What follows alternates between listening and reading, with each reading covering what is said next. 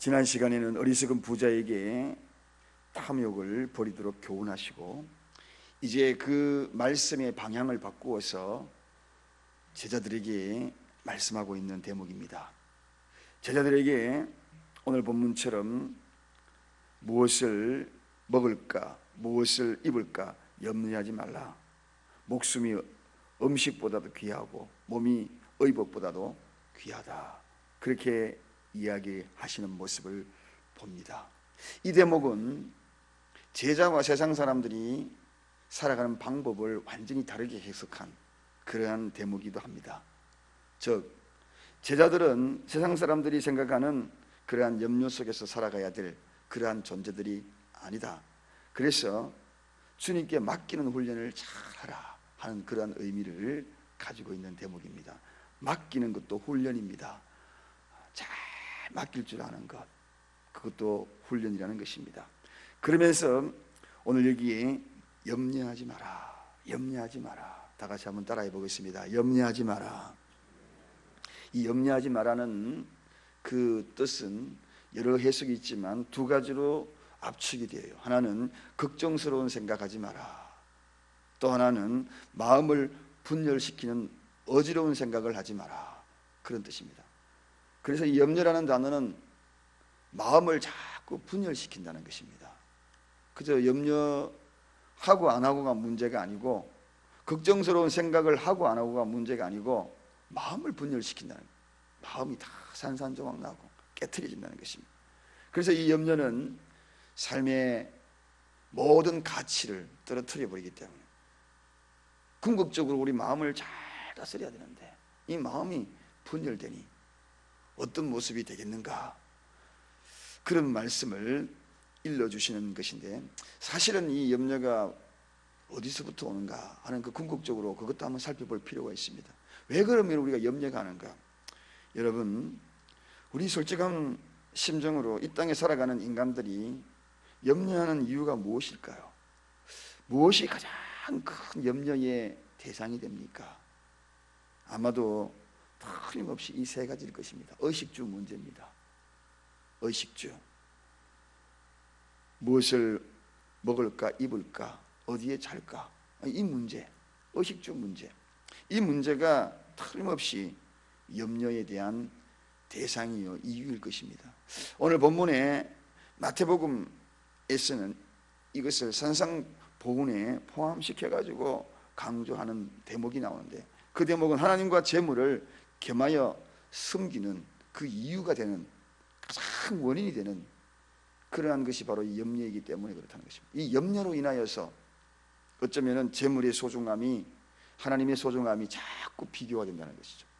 솔직히 먹는 거, 입는 거, 자는 거, 이것 때문에 하나님의 소중함과 바로 이러한 염려에 대한 염려거리들의 소중한 것들이 비교가 되다가 어느 날 갑자기 내가 걸어가고 있는 발걸음이 비교된 하나님의 그 걸음이 아니라 내가 염려했던 그 걸음으로 옮겨서 가는 경우가 얼마나 많은지 모른다는 것입니다. 그래서 우리가 인간이 고민해야 될, 정녕 고민해야 될 것들이 있는데, 정녕 고민해야 될 것들은 이 세상을 어떻게 살아갈까? 어떤 모습으로 살아갈까? 이러한 정말 인간의 본연의 그러한 가치를 상실하게 만드는 것이 바로 이 염려 때문이라 하는 것입니다. 이 세상 문화가 가만히 보면 대부분 의식주 문제거든요. 더 좋은 것, 그리고 더 큰 것, 그리고 더 아름다운 것 가지기 위한 것이 인간의 목적이 되고 말았다는 것입니다. 그 어디서부터 오는가? 염려 때문에 왔다는 거죠. 염려 때문에. 대부분 여기에서부터 갈등이 생기고 고민이 생기고 미움이 생기고 투쟁이 생기고 걱정이 생기고 전쟁까지 생긴다. 더 많이 가지려고, 입고 먹고 더 맛있는 거 먹으려고 다 그렇게 하고, 대부분 이것 때문에 더 좋은 것 입으려고. 그래서 오늘 여기에 성경에 아주 중요한 23절에 주님이 말씀하시는 대목입니다. 목숨이 음식보다 중하고 몸이 의복보다 중하니라. 정말 중요한 것. 이 몸 없으면은 이 의복이 무슨 소용이 있으며, 목숨이 없으면은 먹는 게 뭐가 소중하겠는가? 저는 어머니 생신이 한참 지났지만 생신 때 못 가드려서 제 아내하고 이제 어제 좀 다녀왔습니다. 명절이 되어도 가보지도 못하고 맨날 그랬는데 이번에 한 7개월 가까이 된 것 같아요, 찾아뵌 지가. 그래서 드실 수 있는 것은 유일한 것 하나밖에 없어요. 아무리 맛있는 걸 해도 하나밖에 없어요. 죽밖에 없어요. 죽밖에. 호박죽 아니면 갈아가지고 그냥 넘길 수 있는 수준. 이제 89이 되셨는데, 그러니까 몸이 있어야지. 이거 먹는 거예요. 건강하지 못하면 아무리 맛있는 거 이거 무슨 소용이 있겠어요. 정말 이빨이 튼튼하고 건강할 때에 그 맛있는 왕갈비도 사드리고 그랬으면 좋으련만 이제는 죽밖에. 그것도 허리가 다 꼬부러져 가지고 이제는 하도 엉엉거리고 이렇게 주무시든지 그렇게 해서 이 식탁하고 그리고 그릇하고 머리가 코 닿을 정도. 그래서 제가 이렇게 허리를 제껴 가지고 해도 뒤라 요만큼밖에 안 제껴져. 거기서 겨우 식사를 손이 발발발발 떨리면서 한 스푼, 2스푼 그렇게 드시기를 1시간을 요만한 그릇을. 그 모습을 제가 봅니다. 목숨이 음식보다 중하다. 몸이 의복보다 중하다. 인간의 모든 모습이 그 누구의 모습도 아니고 우리의 모습. 우리가 어디서 정말 정확한 그 바라봄의 대상이 무엇인가에 대한 부분들을 아주 소중하게 깨닫게 해주는 그러한 삶이 아닌가. 그냥 가까이 있는 어머니의 모습을 보면서 제가 아무리 봐도 천사 같아요. 그런 와중에서도 정신이 전혀 왔다 갔다 하면서 꼼짝 못하고 누워있는 그 상황이면서 그럼에도 단 한마디, 너가 속썩이는 성도 없냐 그러더라고요. 딱 한마디가 던지는 게 딱 한마디. 그리고 또 잊어버려. 그래서 손자 이름이 뭐예요 어머니? 그러니까 모른대요. 손자 이름 다 까먹어.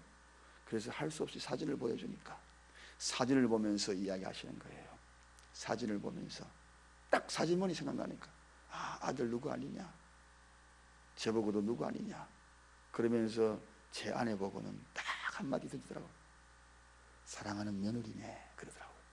사랑하는 며느리네.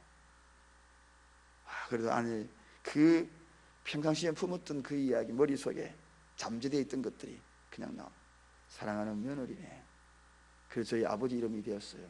아버지가 신상수인데 신상수가 누구예요? 그러니까 신상수가 누구냐? 신상수지. 다 그러면서 빨리 올라가라. 올라가는 길 맥힌다. 그리고 또 대화가 또 안 돼. 그 순간만 딱 돌아와서 그리고 또 대화가 또 오락가락하는 거예요. 그렇습니다 여러분. 사람이 무엇을 먹고 무엇을 마시고 살아가는 것이 아니라 인생의 가치. 저는 어머니의 모습을 보면서 우리가 앞으로 어떻게 살아가야 될까 하는 모습을 깨닫게 해줘. 기도합시다. 그러면 또 아멘 나오고 찬송가 합시다. 찬송가를 그렇게 들으려고. 잊혀져도 또 잊혀질 수 있는 것. 무엇을 먹을까 무엇을 입을까 사실은 아무것도 아니더라고요. 일생을 빳빳하게 살아와도 무엇이 소중한가. 오늘 부자의 경우가 그렇지 않습니까? 복간에 가득가득 쌓아놔도 결국은 그 목숨이 네 것이냐, 내가 오늘 밤에 네 목숨 취하면 뭐가 될 거냐, 그 질문. 인간의 탐욕이라는 것은 끝이 없는데 그 탐욕의 결론은 어디일까 하는 것입니다. 야베스의 기도도 지경이 넓어진다 그러니까 탐욕이 넓어지는 것 아니에요. 하나님의 지경이 넓어지는 거예요. 아구리의 기도가 무엇입니까? 가난하게도 말고 부하게도 말고 그 의미가 무엇이었어요? 그것은 다른 것이 아니라 가난하여서 하나님을 모른다고 이야기하면 내가 어떻게 될 것인가, 부하여서 하나님을 멀리하면 어떻게 될 것인가, 이게 염려스러웠어. 어떻게 하면 하나님과 가장 잘 섬길 수 있는 그런 환경을 달라고 했던 기도가 아구리의 기도입니다. 오늘날 현실을 가만히 돌아보면 이 탐욕이 가져온 그 결과가 얼마나 무서운 것인가를 깨우쳐 주거든요. 그래서 오늘 세상 사람들이 가지는 그 탐욕을 바라보면서 주님은 제자들에게 하는 이야기가 다르다는 것입니다. 제자들은 달라야 된다. 제자들은 의식주에 대한 그 염려는 결국은 죄를 낳게 한다는 것입니다. 의식주 때문에 전쟁까지 나니, 그것 때문에 머리를 비상하게 굴리니, 그것 때문에 인간은 죄를 범하게 되는 원인이 되니, 그래서 이 염려가 결과적으로는 무엇으로? 죄를 낳게 되기 때문에, 그래서 염려하지 말라는 것입니다. 의식주가 직결되어 있기 때문에. 여러분, 모든 종교는 인간의 죄가 욕심에서 온다는 것을 알고 있어요. 욕심이 잉태한 적 죄가 난다는 그러한 것들을 알고 있습니다. 그런데 성경은 더 강하게 이야기합니다. 욕심이 잉태한 적 죄를 낳고, 죄가 장성한 적 사망을 낳는다고. 사망까지 이르게 된다는 것만큼, 성경만큼 강하게 되는 이야기가 없거든요. 이 야고보 사도가 그렇게 이야기할 뿐만 아니라, 오늘 우리 예수님은 너희는 모든 염려를 주께 맡기라 한 이유가 바로 여기에 있다는 것입니다. 이 염려 속에서 죄가 잉태해가는 원인이 되기 때문에, 그래서 염려하지 마라. 이것이 결과적으로 의식주와 연결되어서 결과적으로는 욕심으로, 결과적으로는 죄가 된다는 것입니다. 여러분, 그래서 오늘 이 이야기는 누구에게? 제자들에게 한 것입니다. 누구에게? 저와 여러분에게 한다는 것입니다. 성도들에게 하는 이야기라는 것입니다. 세상 사람과 다르다는 것입니다. 그러므로 우리는 하나님을 믿고 동행한다고 늘 고백을 하면서도 우리 행동이 그렇지 못하는 것이 현실이 아닌가, 늘 그렇게 이야기합니다. 사회의 거의 모든 경제적인 비리, 거기에서 기인되고 연관된 것이 기독교인이 아닌 경우가 거의 없다는 사실, 다 물질과 연관이 돼요. 대부분 이를 잘 반영하고 있다는 결론입니다. 결국은 죄로, 결국은 사망이란다. 그것이 다 어디에서 출발되었는가? 무엇을 먹을까, 무엇을 입을까, 여기에서 출발되었다는 것입니다. 그래서 염려는 아주 무서운 죄를 낳게 된다는 것. 그냥 단순하게 내 마음이 분산되는 것이 아닙니다. 내 마음이 분산되어서 죄하고 연결된다는 것, 이게 문제라는 것입니다. 그래서 에베소서 4장 22절에 너희는 유혹의 욕심을 따라 썩어져가는 구습을 쫓는 옛사람을 벗어버리고, 성경의 가르침, 옛사람을 벗어버리고, 유혹의 욕심을 따라서 행하는 옛사람을 벗어버리고, 매미가 허물을 벗듯이 벗어버리고. 오늘 사단의 전술이 뭔지, 그 사단의 전술은 하면 된다가 이게 사단의 전술이에요. 여러분, 하면 된다 굉장히 좋은 말씀처럼 보입니다. 그러나 기독교인들이 하면 된다라는 그 속에 사단에게 속는 경우가 너무 많습니다. 그것을 통하여 욕심을 자꾸 유발하는 그러한 단어가 될 수 있다는 것입니다. 그래서 하면 된다 계속 이것으로 인하여서 무엇으로 이어지는가? 세상적인 축복으로 자꾸 이어집니다. 그래서 탐욕의 종교로 오히려 바뀌는 경우가 많아요. 믿음과 하면 된다는 차원은 다릅니다. 저는 그렇게 생각해요. 탐욕으로 전락시키는 것이 바로 이 하면 된다는 그런 사고가 아닌가 싶은 생각이 들어요. 믿음, 그 믿음은 주님 안에서 이루어져 가는, 하나님의 사람이 그의 모든 일들을 추진해 가는 그러한 과정 속에 하나님과의 우리와의 밀착된 관계가 어떻게 이루어져 가는가, 하면 된다는 것이 아니라 내가 가는 곳이 되어지는 현상이 바로 기독교, 내가 가는 곳이 축복이 따라오는 것이 기독교, 축복을 쫓아가는 것이 아니라 믿음대로 살아가면 복이 따라오는 종교가 기독교인데, 하면 된다라고 복을 쫓아가는 그러한 종교가 아니라는 것이죠. 오늘 주님은 그걸 이루어주고 있는 것입니다.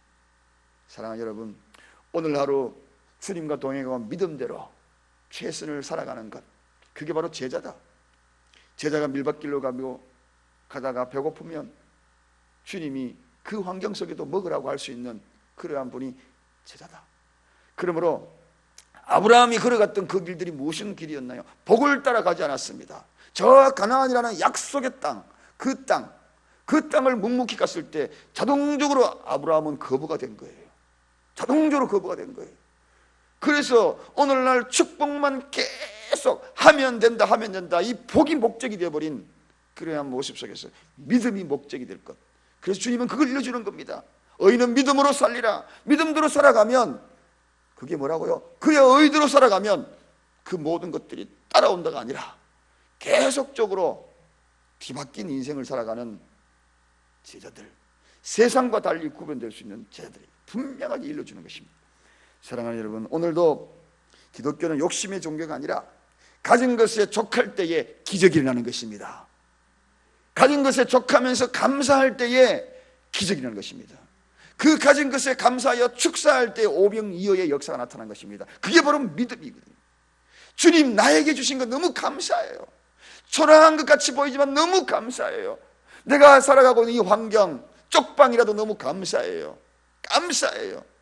쪽방을 넓히기 위한 욕심을 따라 사는 인생이 아니라 이 삶이 너무 감사하고 감사할 때 나중에 보니까 평수가 넓어지는 것이 기독교라는 것입니다.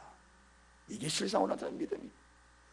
오늘 너희 행사를 다 주께 맡기고 무엇을 먹을까 무엇을 입을까 염려하지 말고 정녕 염려해야 될 것이 따로 있다는 것입니다. 그것은 바로 네 믿음이 어떤지, 무엇을 어떻게 하면서 따라가는지, 무엇을 따라 사는 인생인지, 어떻게 살까 염려하는 것이, 이게 가장 큰 기독교인의 염려다. 나머지는 염려하지 마라. 그럼 내가 책임진다. 단연코 이야기하는 것이 오늘 주님의 음성입니다. 오늘 여러분 최선을 다해 사십시오. 그러나 그 최선 속에 믿음을 쫓아 사십시오. 단연코. 그러면 후일에 뒤에 따라올 겁니다. 그래서 목적이 이끄는 삶이 아닙니다. 저는 그렇게 단연 선고합니다. 목적이 이끄는 삶이 아니라 믿음이 이끄는 삶입니다. 믿음이 이끄는 삶이 되어야지. 목적이 이끄다. 믿음이 이끌 때에 자동적으로 목적이 따라오는 거죠. 그게 바로 시편 23편의 이야기입니다. 오늘 이 말씀을 기억하며 살아가는 저와 여러분 되시길 간절히 축원드립니다. 기도하겠습니다. 하나님 아버지, 오늘도 하나님 전에 나와 인생의 가치가 무엇인지 다시 깨닫습니다. 끊임없이 치달았던 그 목적이 좀 더 가지려고, 좀 더 잘 먹으려고, 좀 더 넓히려고 그랬던 것이 솔직한 인간의 모습이 아니겠습니까? 그러나 제자들에게 분명히 일러가라사대기를, 성도들에게 분명히 일러가라사대기를 의인은 믿음으로 살 것이라고, 믿음조차 살아가면 목적이 따라온다는 것.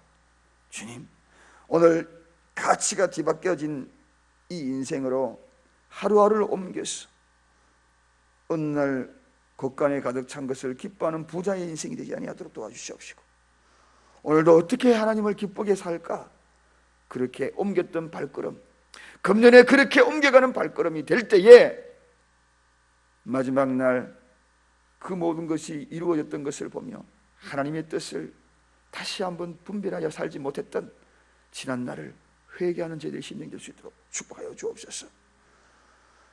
감사드립니다. 예수 그리스도 이름으로 간절히 기도드리옵나이다. 아멘.